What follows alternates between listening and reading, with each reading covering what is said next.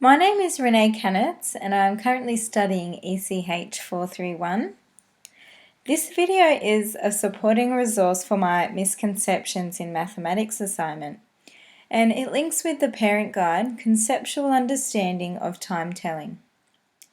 This resource goes through 4 explanations of activities that I've created to assist children in developing their conceptual knowledge of time telling.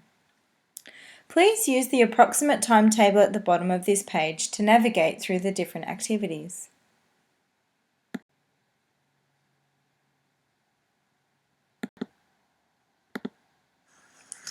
This is a resource that I've created to support Activity 1 in my first strategy, moving around the clock for the misconception of conceptual understanding of time telling. I will briefly explain how to create this resource, then at the end I'll provide you with some ideas on how to use it. Firstly, draw an analog clock face. I traced a jar, but you can just make it any size that you like. The next step is to then measure and locate the center point of the clock face. This is where the clock hands will sit and act as an origin for moving around the clock. After that, the hour marks need to be placed evenly around the clock. It would be a good idea to explain to children that our clocks run on 12 hours and that the hands move continuously around each point. Next is the minute marks. There needs to be 4 between each hour hand, and you could then bring in the knowledge of there being 60-minute marks around the clock. You can count the marks as you put them around the clock, noting that each hour hand represents a certain amount of minutes. For example, within the 5-minute mark, there is 1 hour hand. Now it's time to place the hour marks on the clock in one colour. Then, the minute marks need to be placed in another colour. This is important to use different colours so that children can visualise the significance of each mark, being hourly or minutes. Next is creating and placing hour and minute hands on the clock. Pointing out that the longer hand is always the hour hand and that the minute hand is always the shorter one. These hands should then be coordinated with the same colours as the marks around the clock to help children make that connection. After the clock is cut out, then the analogue face clock is completed. Now it's time to bring in digital conversions. Start by asking children to count the amounts of minutes between each hour mark. Then explain with digital time it is written in numbers.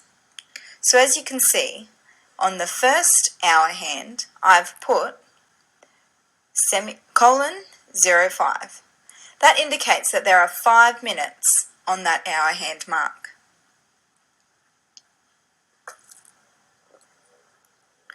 Note that the colon symbol on digital time marks the difference between hours and minutes. It's a good idea when displaying the digital conversions to use the same colour as the minute marks, because this is what we are representing. After you have created each digital conversion, display these around the clocks at their corresponding points in time. You can then use sticks and sticky tape to secure them to the back of the clock, and each stick will act as an indicator to where it links with each hour hand. Last of all, draw on children's prior knowledge of learning half past and o'clock positions. For each time, the hour hand meets at the 12 mark. This is important to discuss with children that this is when we call it o'clock. As we introduce quarter past and quarter to locations, Here, children will be able to draw on their simple fraction knowledge. They are then to be all labelled with sticks to point out their location on the clock. So the different ways that you can use this clock with children. For 2 ideas, you can ask children to show you a chosen time. For example, if you ask them, where would you find 2:15? They would then be able to manipulate the hour and minute hands and either count the minutes between or use the digital conversions to help them locate that time. Another idea is you could provide children with word problems. For example, if it's 3:30 and you ask your child, if we're going for a walk at 3:45, how many minutes do we have to wait? So here a child will be able to use the digital conversions, or they can count the minutes between each hour. This is a resource that I've created to support Activity 2 in my first strategy, moving around the clock, for the misconception of conceptual understanding of telling time. This is a very open-ended activity with lots of trial and error and opportunities to be completely child-led. Its purpose is to get children to gain conceptual understanding of the lengths of different time units. It's also an activity which is great for collaboration with family members or other children. Firstly, estimations should be made to judge what events that children could think would take place within a certain unit of time. I've given some brief examples of some estimations that I have made. The next step of the experience would then be to use clocks to measure the time units. Either analog or digital would be appropriate. So as the children go through the trials, measure whether the different events were made possible or impossible to achieve within the time limit. Then collect the data and reiterate which events are possible within that time frame. This can then be repeated and retested in a variety of contexts. This is a resource I have created to support Activity 1 in my second strategy, Reading a Clock in Context, for the misconception of conceptual understanding of time telling. Firstly, this activity requires you to watch the video How Long is a Minute on the ABC Splash website. The link's available on the parent guide by scanning the provided QR code or logging in the URL. As you are watching the video, take note of all the things that Flynn plans to do during that day. You should also make a note of all the known times that Flynn gives for activities he's going to do. For example, it can be seen from the clock that it is 12 o'clock and Flynn firstly plans to have lunch. So that will be the first event that you put down. So after you've watched the video, plan out Flynn's day as you can see in this example.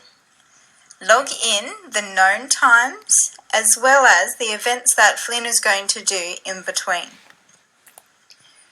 Your child should then make estimations based on the event and the recommended amount of time that it could possibly take, making sure that this time in between adds up equally to the time between the known times.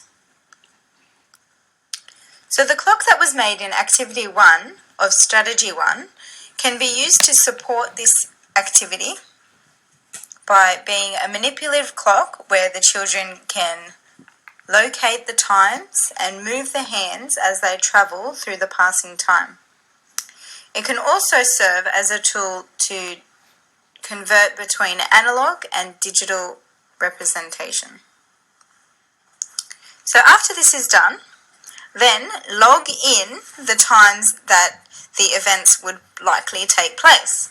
So for example, in my time, I have estimated the amounts of time that the events would take and have then logged the times that those would occur in digital time.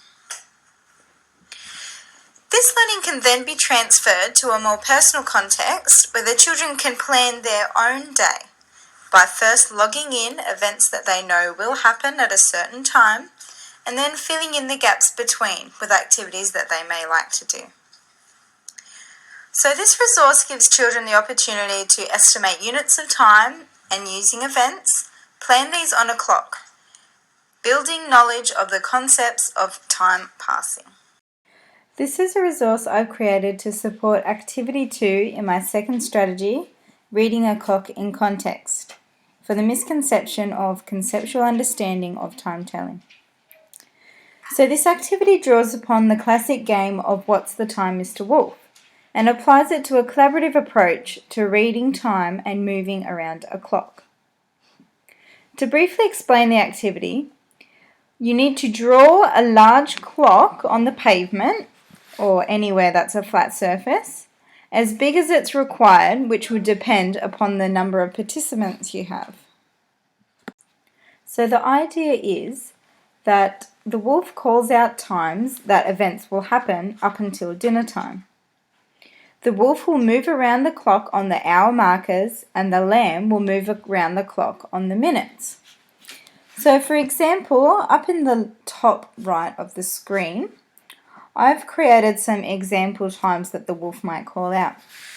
So for 1 o'clock, have recess, the wolf would move to the 1 position. The lamb would stay on the o'clock position. Next, for 3:40, walk home from school. Again, the wolf will move to the hour position, 3, and the lamb will move around to the 40 position. They might like to count the markers as you go around, so it might be helpful when you draw the clock on the circle that you might like to add in the minute markers as well. When it is 6 o'clock dinner time, the lamb then needs to do a full rotation back to the o'clock position. If the wolf doesn't catch the lamb by the time they are there, then the wolf is back to the middle. But if the wolf manages to catch the lamb, they swap positions, and the person who was originally the lamb now becomes the wolf and takes a turn in the middle. So this is a collaborative experience which provides opportunities for children to practice moving around a clock and locating specific points in time. It also solidifies the concepts of time passing in a practical way.